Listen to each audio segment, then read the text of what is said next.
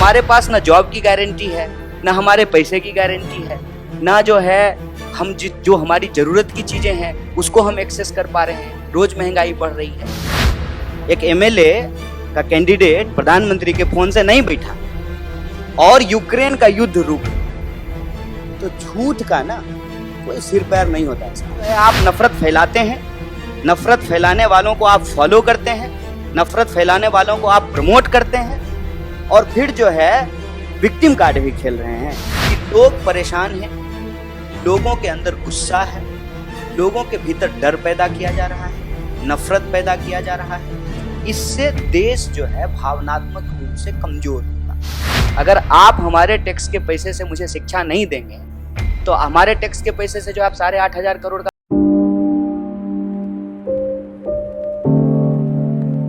कि लोग परेशान हैं, लोगों के अंदर गुस्सा है, लोगों के भीतर डर पैदा किया जा रहा है, नफरत पैदा किया जा रहा है। इससे देश जो है भावनात्मक रूप से कमजोर होगा।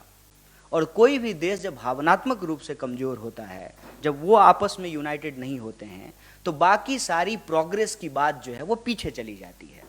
और जो हम लोग सवाल उठा रहे हैं एक मजबूत विपक्ष के तौर पे, जो हमारी रिस्पॉन्सिबिलिटी है, वो भी लोगों तक नहीं पहुंच पा रही है कि हम उनके लिए लड़ रहे हैं। तो जब आपके करंट कम्युनिकेशन के टूल्स काम नहीं कर रहे हों तो कहते हैं ना back to basics, back to classic. और ये बैक टू बेसिक या बैक टू क्लासिक जो है, हम कहते हैं कि ये एक गांधीयन मेथड है कि गांधी जी दांडी यात्रा पे चले, या जो है इस देश में कई बार यात्राएं की गई, ठीक है। तो उसमें मुख्य सवाल ये था कि हम लोगों के बीच जाएंगे, हम उनके सवालों को लेकर के लड़ रहे हैं, उनको ये भरोसा होगा और हम अपनी सुनाएंगे नहीं, उनकी सुनेंगे। वहां से जब हम लोग ये यात्रा को शुरू किए तो पॉलिटिकल स्ट्रेटजी एकमात्र था, जन को तंत्र से जोड़ करके रखना। जन और तंत्र जो है वो अलग ना हो जाए, तंत्र जो है वो जन पे हावी ना हो जाए, सिर्फ इतनी सी बात थी। इसीलिए हम उन राज्यों में भी गए जिन राज्य में हम कहीं ना कहीं सरकार चलाने में सहयोगी हैं, जैसे तमिलनाडु, वहाँ सरकार चलाने में हम सहयोगी हैं, हम वहाँ भी गए क्योंकि मुद्दे जो हैं वो कश्मीर से लेकर के कन्याकुमारी तक कुछ कॉमन हैं, चाहे हमारी सरकार हो या किसी और की सरकार हो। तो प्राइमरी टास्क ये था कि उन इश्यूज को लेकर के लोगों के बीच में जाना, उनकी बातों को सुनना। साउथ से नॉर्थ की तरफ जब हम बढ़ रहे हैं, ठीक है, तो कुछ मुद्दे ऐसे हैं जो पूरी तरह से बदल गए। जैसे मैंने आपको कहा कि साउथ में फेडरलिज्म का क्वेश्चन था, लेकिन जब हम नॉर्थ की तरफ आ रहे हैं तो इस सवाल को अब कोई उठा नहीं रहा है। लेकिन जो बाकी सवाल हैं वो एज इट इज हैं, जैसे महंगाई का सवाल, बेरोजगारी का सवाल, किसानों को उनके फसल के दाम नहीं मिलने का सवाल, नारी सुरक्षा का सवाल, ये बिल्कुल कॉमन सवाल हैं जो हर जगह मिलते जा रहे हैं।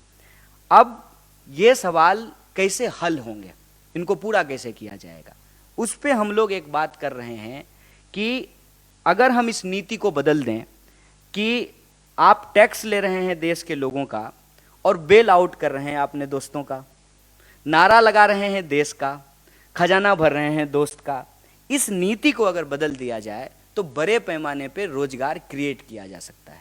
और महंगाई का भी जहाँ तक सवाल है कि सरकार अगर अपनी भूमिका नहीं निभाएगी तो स्वाभाविक रूप से पूरी तरह से अगर आप मार्केट के भरोसे हर चीज छोड़ देंगे तो जनता का दायित्व कौन उठाएगा, और फिर जनता का दायित्व सरकार ना उठाए तो सरकार का दायित्व जनता क्यों उठाए।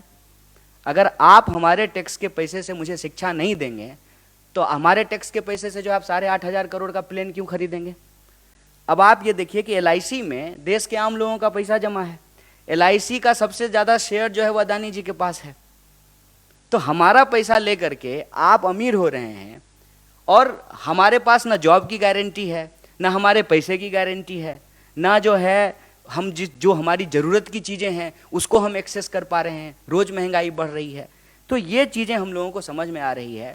तो उसमें ये समझ में आता है कि नॉर्थ से लेकर के साउथ तक पॉलिटिकल मोबिलाइजेशन किया जा सकता है अगर हम सोशल डाइवर्सिटी को इंटैक्ट रखें और जो डिवीजन क्रिएट किया जा रहा है on the basis of identity, उस पॉलिटिकल चैलेंज को अगर हम लोग मीट कर सकें। एक तो नरेंद्र मोदी जी बहुत कुछ कहते हैं, आजकल जो है हम लोग उन चीज़ों पे जा नहीं रहे हैं, लेकिन भारत जोड़ो यात्रा से ये सवाल अलग है, लेकिन मैं भारत जोड़ो यात्रा से जोड़ करके इस सवाल का जवाब आपको देता हूँ। भारत जोड़ो यात्रा को लेकर के आप में से एक साथी ने सवाल किया कि राहुल जी की छवि पे लोगों का क्या नज़रिया है। तो हमने यही कहा ना कि उनकी जो वास्तविकता थी वो वास्तविकता भी लोगों को नहीं मालूम था। मोदी जी का जो झूठ है ना वो भी लोगों को मालूम है। मसलन बीजेपी के प्रेसिडेंट ने कहा हिमाचल चुनाव के दौरान कि प्रधानमंत्री जी फोन करके यूक्रेन युद्ध रुकवा दिए। एक बागी विधायक तो प्रधानमंत्री के फोन से बैठ नहीं रहा है, एक एमएलए का कैंडिडेट प्रधानमंत्री के फोन से नहीं बैठा और यूक्रेन का युद्ध रुक गया।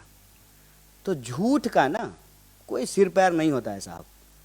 प्रधानमंत्री जी हमेशा झूठ का इस्तेमाल करते हैं देश के बेसिक इश्यूज को डाइवर्ट करने के लिए। विपक्षी उनको गाली दे रहा है, क्या फर्क पड़ता है? देश की जनता उनको वोट दे रही है ना, एक बार नहीं 2 बार वोट दी है ना।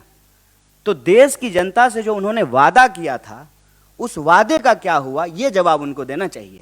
2 किलो गाली मिल रहा है कि 50 किलो गाली मिल रहा है, ये इंपॉर्टेंट नहीं है।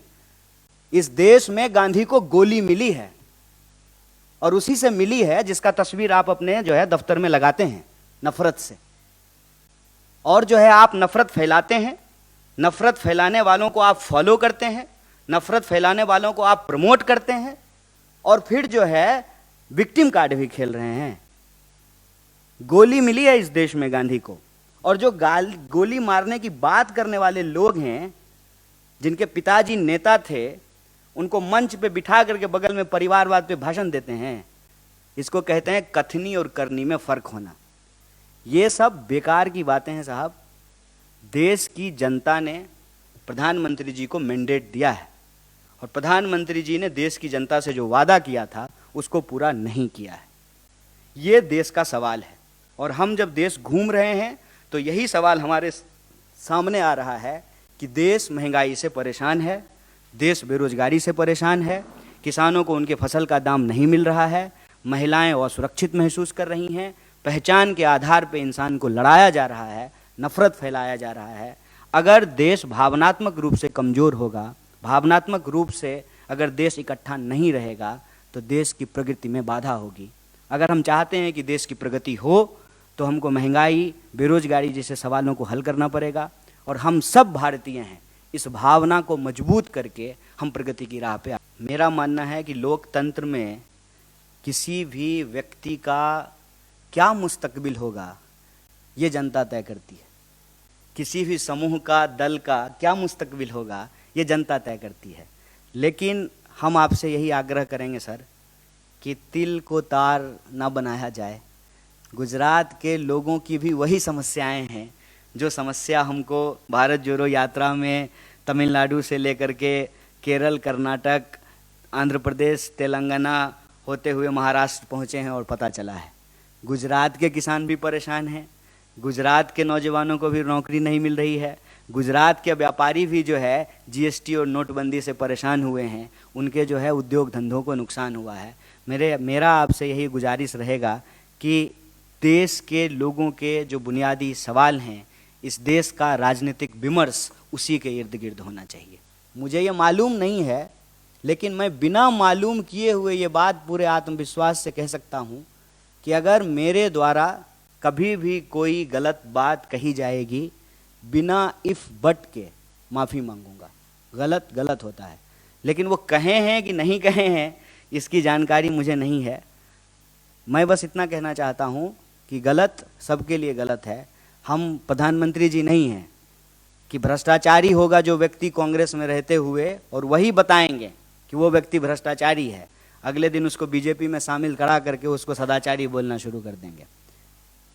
हमारा सवाल जो है ऑथेंटिसिटी पे है कि किसी व्यक्ति को आप भ्रष्टाचारी कहते हैं, अगले ही मिनट, जैसे आपको मैं याद दिला दूं, एक सपा के नेता थे, उनके बारे में बीजेपी क्या क्या कहती थी, फिर वो बीजेपी में शामिल हो गए। या कांग्रेस के ही नेता, आपने गुजरात की ही बात की, गुजरात के ही बहुत सारे ऐसे नेता जिनके बारे में बीजेपी पता नहीं क्या क्या कहती थी, आज वो बीजेपी में शामिल भी हो गए हैं, उनको टिकट भी दे दिया गया है और वो अच्छे हो गए हैं। जिनके ऊपर तमाम तरह के आरोप लगाए जाते हैं, ईडी भेजा जाता है, केस किया जाता है, जिन्हें बीजेपी में जाते हैं वो ठीक हो जाते हैं। तो नैतिकता की का जो आधार होता है ना, वो एक होता है।